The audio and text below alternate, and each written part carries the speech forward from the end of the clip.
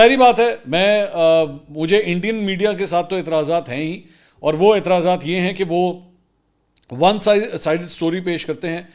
دونوں جو point of views ہیں اس کو شیئر نہیں کرتے، اور پاکستانی میڈیا میری نظر میں اس سے اور بھی زیادہ اگریسو ہونا چاہیے، لیکن ٹھیک ہے،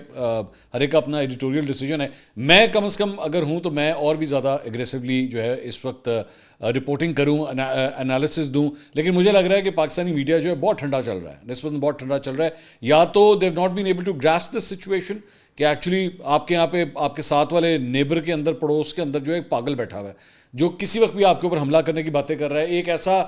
جنونی پاگل میڈیا بیٹھا ہوا ہے جو آپ کے ملک کے 5 حصے کرنے کے لیے تیار ہے، 5 حصے ایگزیکٹلی میں آپ کو بتا رہا ہوں، انہوں نے وہاں پہ ٹرانسمیشنز کیے کہ جی ہم پاکستان کے 5 ٹکڑے کرنا چاہتے ہیں،